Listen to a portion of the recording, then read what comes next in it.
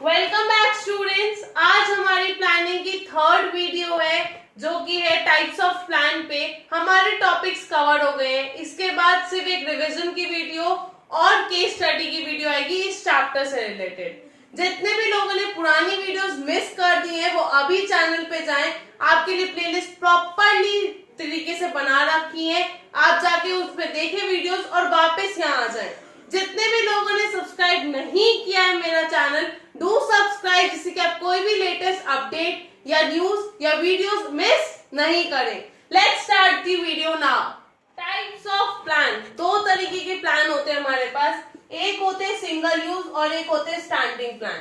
Single use पढ़ते ही समझ आ रहा है जिनका यूज सिर्फ वंस है, और स्टैंडिंग प्लान्स वो होते हैं जो रिपीटेडली यूज होते रहते हैं, यानी कि बार बार।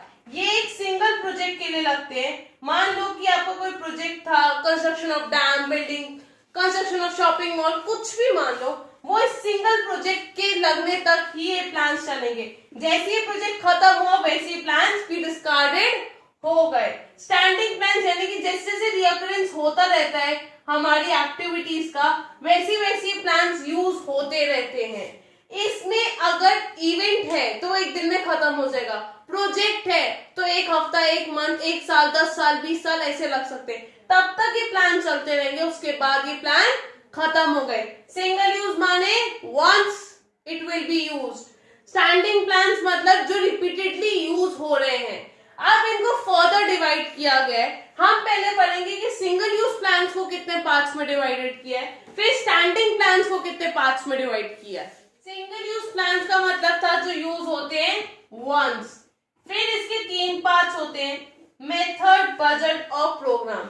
मेथड शायद आप पढ़ते आ रहे हो प्रिंसिपल्स ऑफ मैनेजमेंट से कि एक बेस्ट मेथड होता है, और वो बेस्ट मेथड से क्या होता है, हमारा टाइम कम लगता है, हमारी कॉस्ट कम लगती है, हमारी एनर्जी कम लगती है और अल्टीमेटली हमारी एफिशिएंसी इंक्रीज होती है। तो वही चीज है, अगर आप एक अच्छा और ऐसा मेथड ढूंढ रहे हो तो अल्टीमेटली यही चीजें हमें मिलेंगी। मेथड का मतलब होता है तरीका एक काम को करने का जो हम स्टेट करते हैं। मान लो मैंने प्लान बनाया कि हमें कंस्ट्रक्शन करनी रोड की, हाईवे की, तो उस अकॉर्डिंग मैंने आपको मेथड भी बताया कि हाँ आप ऐसे से कर सकते हो। तो वो क्या हुआ, मेथड, यानी कि तरीका बताना, how to do a particular task. यही चीजें रिजल्ट करेंगे अगर हमने एक अच्छा मेथड चूज किया है। Then we came to budget. Budget का मतलब होता है कि फ्यूचर के रिजल्ट्स का, किसका, फ्यूचर के रिजल्ट्स का ये न्यूमेरिकल टर्म्स में बताता है। न्यूमेरिकल टर्म्स यानी कि वो चीजों में जिसको हम एक्सप्रेस कर सकते हैं न्यूमेरिकल टर्म्स में, यानी कि टाइम में, मनी में या फिर फिजिकल यूनिट्स में।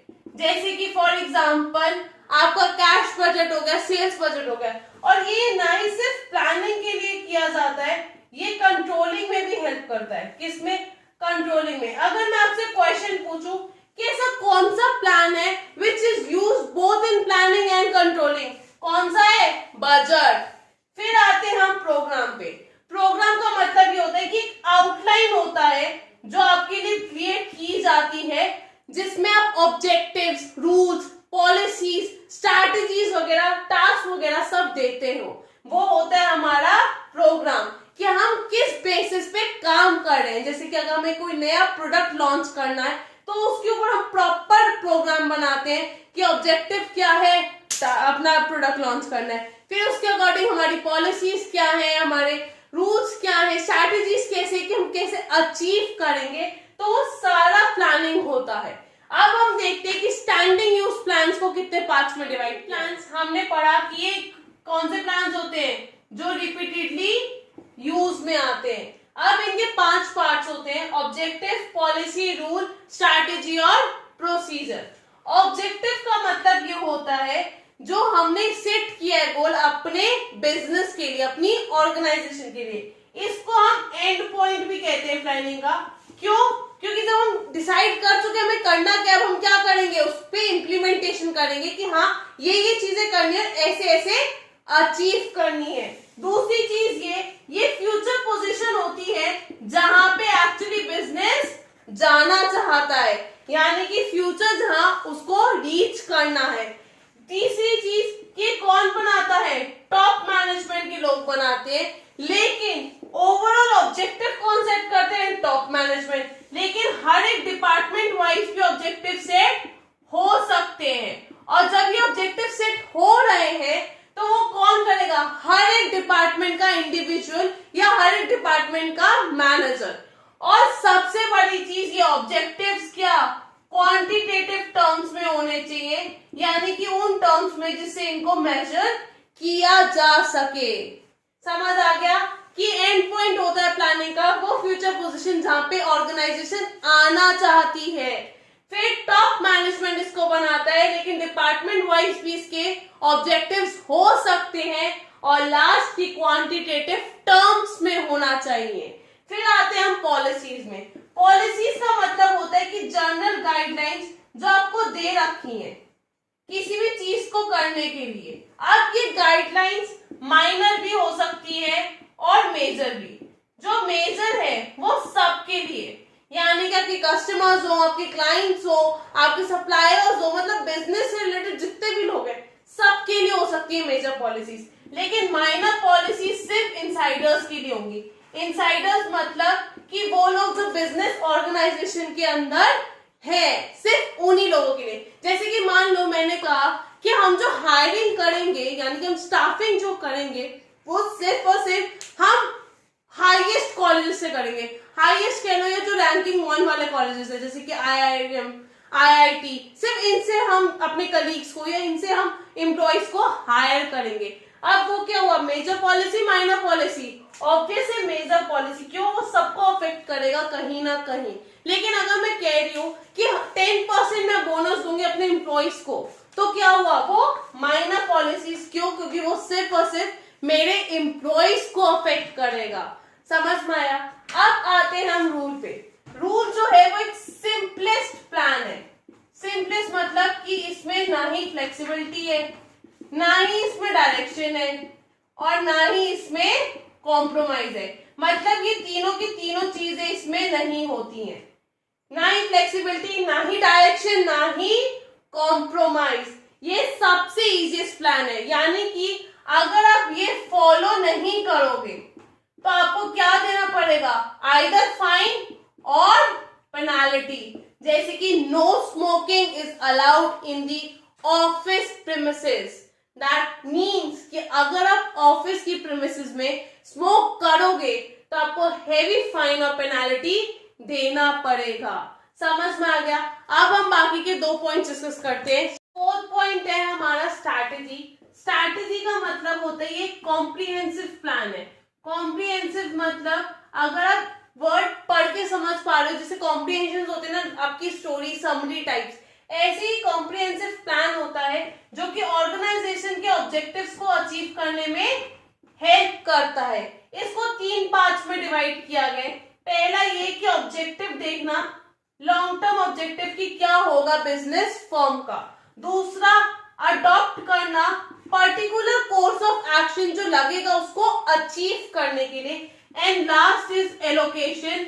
आपको रिसोर्सेज का एलोकेशन करना होता है कि जिससे कि आप ऑब्जेक्टिव्स अचीव कर पाओ। इन 3 पार्ट्स में या इन 3 स्टेप्स में स्ट्रैटेजी को डिवाइड किया गया है। ये देखता है कि लॉन्ग रन में बिजनेस का क्या पोजीशन रहेगा, कैसे बिजनेस चलेगा, या कैसे बिजनेस उस तरीके से पहुंच पाएगा। जैसे कि आपकी प्राइसिंग स्ट्रैटेजी हो गई, आप चूज करोगे कौन सा एडवर्टीजमेंट का मीडिया आपने लेना है, कैसे आपने काम करना है, वो सारा किस में आता है? स्ट्रैटेजी में। यानी कि जितनी आप प्लानिंग करते हो उसका एक प्रॉपर कॉम्प्रिहेंसिव प्लान होता है स्ट्रैटेजी, जिसमें आपको सिर्फ ये देखते हो कि ऑर्गेनाइजेशन के ऑब्जेक्टिव्स अचीव हो पाए। 3 स्टेप्स थे। ऑब्जेक्टिव क्या है लॉन्ग टर्म का, अडॉप्ट करना एक अच्छा कोर्स ऑफ एक्शन जिससे कि आप अचीव कर पाओ, फिर आप एलोकेट करते हो नेसेसरी रिसोर्सेज कि हाँ ये चीजें जरूरी है हमारे ऑब्जेक्टिव्स को अचीव करने के लिए। लॉन्ग रन का फंक्शनिंग देखता है। उसके बाद जैसे कि प्राइसिंग स्ट्रैटेजी हो गया, चॉइस हो गया, आपको कौन सा मीडिया आपको चूज करना है, वो सारे पॉइंट्स आ गए। उसके बाद स्ट्रैटेजी को करते टाइम यानी कि स्ट्रैटेजी बनाते टाइम बिजनेस एनवायरनमेंट को ध्यान में रखना बहुत जरूरी है। क्योंकि अगर आपने बिजनेस इन्वायरमेंट को नेग्लेक्ट कर दिया तो आपका पूरा प्लान इज अ वेस्ट। तो ये बहुत इंपॉर्टेंट है। फिर आते हैं हम प्रोसीजर पे। प्रोसीजर का मतलब होता है एक्शन करो भाई, थिंकिंग बहुत हो गया। यानी कि आपको जो ध्यान देना है वो इस पे देना है, इस पे नहीं। कैसे काम करना है, क्या काम करना है, कैसे होगा, वो सब क्या देता है प्रोसीजर। कि एक्चुअली ये स्टेप्स हैं आपको जो फॉलो करने हैं। यानी कि ये बताता है steps to follow in chronological order.